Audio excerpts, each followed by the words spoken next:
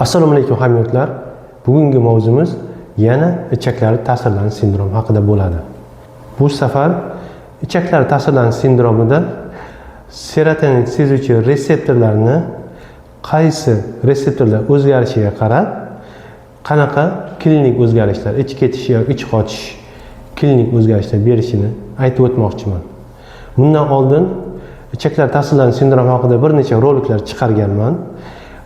Qisqacha shular haqida aytib o'tmoqchiman.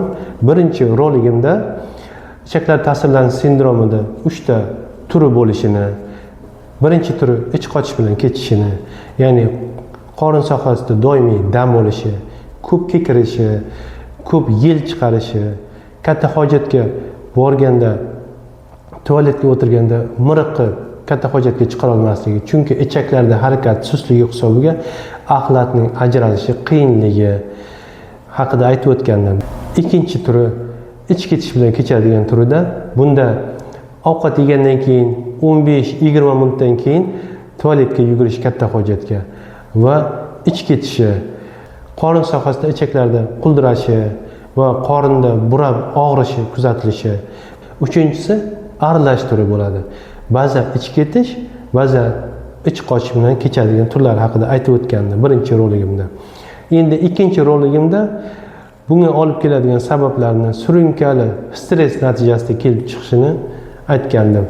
Ichaklari ta'sirlanish sindromiga uchraydigan bemorlar ko'proq jahlini o'ziga, ichiga yutadigan, ko'p ham dardini tashqariga chiqarmaydigan odamlarda shunaqa kuzatilishini aytgandim. Surunkali stress natijasida insonda asta-sekin kortizol miqdorining oshishi. Bir misol aytgandim. Mana so'mbor ham suv normalga nisbatan ko'paygandan keyin so'mborni bandini urib ketishini, ya'ni yo'lda bog' bo'ladimi, paxta poliyami yoki uylar bo'ladimi, farqi yo'q. Nima to'g'ri kelsa urib ketishini aytgandim. Surunkali stressda ham asta-asta kortizol miqdori oshib borishi natijasida ichki organlarga, nafas olish sistemasiga yoki qon tomir sistemasiga yoki oshqozon-ichak sistemasiga qaysi biriga bo'lsa ham ta'sir qilishini aytgandim. Ya'ni nafas olish sistemasiga ta'sir qiladigan bo'lsa, chuqur tez nafas olishi, sal hayajonlanganda yoki stressga tushganda shunaqa holat kuzatilishi va tomog'ida bir narsa tiqilib qolib, nafas yetmayotganday bo'lishi, qansirashi kuzatilishi. Qon tomir sistemasiga ta'sir qilganda bunda yuragi tez urib ketishi, arterial qon bosimini o'ynab turishi, yuragim to'xtab qoladi degan vahimaning paydo bo'lishi kuzatilishi. Oshqozon-ichak sistemasiga ta'sir qilganda, boya aytganimdek, ichaklar ta'sirlanish sindromining 3 ta turini qaysi biridir kuzatilishi mumkin. Endi bugungi mavzumiz serotonin sezuvchi reseptorlardagi bo'ladigan sezuvchanlikning o'zgarishi haqida. Serotonin o'zi bu neyromediator hisoblanadi. 85-90% ichaklarda enterochromofin hujayralarda ishlab chiqiladi va 85-90% ichaklarda ishlab chiqilgandan keyin 10% bosh miyada ishlab chiqariladi. Organizm turli joylarda serotoninni sezuvchi reseptorlar mavjud. Shu serotonin sezuvchi reseptorlarga serotonin ta'siri natijasida organizmda bo'ladigan o'zgarishga kelib chiqadi. O'zi serotonin sezuvchi reseptorlar 5HT1, 2, 3, 4 va hokazo bir necha turlari bor. Bosh miyada 5HT1 serotonin sezuvchi reseptorlari bor. Bu reseptor serotoninni sezgandan keyin odamda kayfiyati ko'tariladi, xushchaqchaq bo'ladi. Shuning uchun ham serotonin neyromediatorini bu baxt gormoni ham deyishadi. Ichaklarda esa bir necha serotonin sezuvchi reseptorlari mavjud.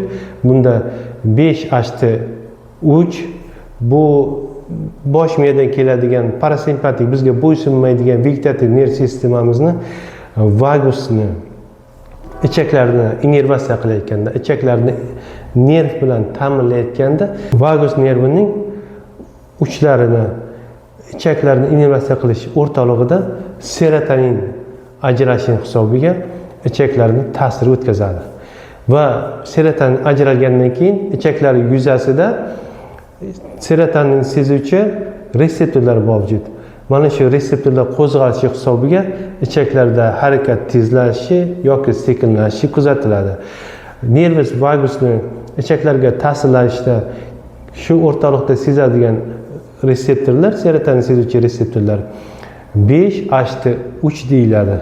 Bu reseptorlarning sezuvchanligi o'zgarishini hisobiga ichaklarning harakati kuchayib ketadi. Ya'ni peristaltikasi oshib ketadi. Shuning hisobiga ichaklar ta'sirlanish sindromining ich ketish turi kelib chiqadi. Ya'ni ovqat yegandan keyin 15-20 minutdan keyin katta hojatga, tualetga yugurishi, qorinni quldirashi, ichaklarda burab og'rishi, bu serotonin sezuvchi 5H3 reseptorining serotonin sezuvchanligini o'zgarishi hisobiga kelib chiqadi. Va yana ichaklarda 5H4larni serotonin sezuvchi reseptorlarning qo'zg'aluvchanlik o'zgarishi hisobiga ichaklarning peristaltikasi susayishga kelib chiqadi. Yana bunda qorin sohasida doimiy dam bo'lishi, ko'p kekirishi va ko'p yel chiqarishi, katta hojatga borganda yaxshilab yozila olmasligi, chunki ichaklar harakati sustligi hisobiga axlatni ajralishi qiyinlashadi. Ich qotishi kuzatiladi. Birinchi ich ketish bilan kechadigan turida IBS-D deyiladi. Ich qotishi bilan kechadigan turida IBS-C deyiladi va uchinchisi aralash turi. Bunda serotonin sezuvchi reseptorlarni 5H3 va 4larni almashib sezuvchanlik o'zgarishi yotadi. Shuning hisobiga ba'zan ich qotadi, ba'zan ich ketadi. Nima uchun shunaqa bo'ladi? Buni sababini olimlar o'rganib chiqqanda ko'proq genetik, irsiy tamoyilga bog'lashadi.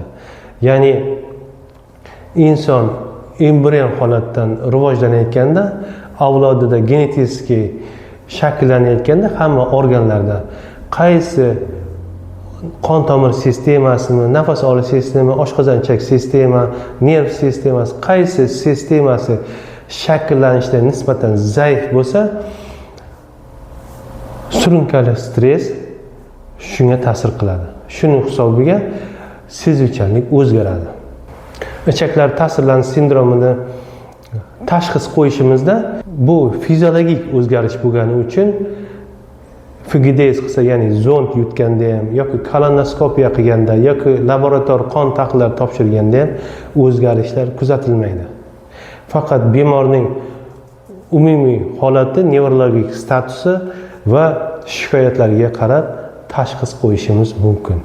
Davosiga keladigan bo'lsak, davosida surunkali stress mavzusida aytib o'tganimdek, bunda kompleksli lecheniya olib borish kerak bo'ladi. Birinchisi psixoterapevtik lecheniya. Ya'ni bemorga negativ ta'sir qiladigan ma'lumotlardan uzoqlashish va sog'lom turmush tarzi deb aytilganda, sog'lom turmush tarzida umumiy kompleks qilib oladigan bo'lsak, bunda 7-8 soat to'yib uxlash va normal ovqatlanish, vaqtida ovqatlanish va jismoniy faollik. Ya'ni kechqurun ovqatlangandan keyin yarim soat 40 minut hech bo'lmasa piyoda yurish tavsiya qilinadi. Ya'ni bu ichaklarni harakatini ham yaxshilaydi, limfa drenaj sistemasini ham yaxshilaydi, umumiy qon aylanishini ham yaxshilaydi. Va bundan tashqari asab, markaziy nerv sistemasini stressga chidamligini oshirish. Bunda antidepressan preparatlarni qo'llash. Bunda fluoxetin, velaksin, escitalopram, citalopram, sertralin, mana shu bir necha turlari bor. Mana shularni tavsiya qilishimiz mumkin holatiga qarab va oshqozon ichak sistemasiga ham podдержка berishimiz kerak bo'ladi. Ya'ni bunda qaysi turi bo'lyapti? Agar ich qotish bilan kechadigan turi bo'ladigan bo'lsa, o't haydovchi preparatlar qo'shish, Allohol 2 tabletkada 3 mahal duspaltalin, ichaklari peristaltikasi harakatini yaxshilovchi dori vositalari. Agar ich ketish bilan kechadigan bo'lsa, smekta, lapramid qo'shishimiz kerak bo'ladi va probiotiklar qo'shishimiz kerak bo'ladi. Va bundan tashqari dietaga juda katta ahamiyat berishimiz kerak bo'ladi. Chunki oshqozon-ichak sistemasida hazm qilish jarayoni susaygandan keyin kuchli ovqatlarni hazm qilishga qiynaladi. Shuning uchun aytib o'tganim oldin ham sovuq, sho'r, achchiq, spirtli ichimliklar, energetiklar, har xil искусственный, sun'iy mahsulotlar, kola, fanta, shirinliklar, tort, hatto nonni ham cheklash kerak degandim. Xamirli ovqatlarni, yog'li ovqatlarni cheklash kerak degandim. Va ulardan tashqari ovqatlanayotganda kam-kamdan ovqatlanish kerak bo'ladi. Bundan tashqari ichaklari ta'sirlanish sindromini bu keyingi roligimda Sibir degan kasallik bor. Shu kasallik bilan juda o'xshash bo'ladi. Shuni bir-birlaridan farqlarini aytmoqchiman. Qisqacha mana shu ma'lumotlarni sizlarga yetkazmoqchi edim. Savollaringiz bo'lsa kommentariyada qoldirishingiz mumkin. Sog' bo'lingizlar.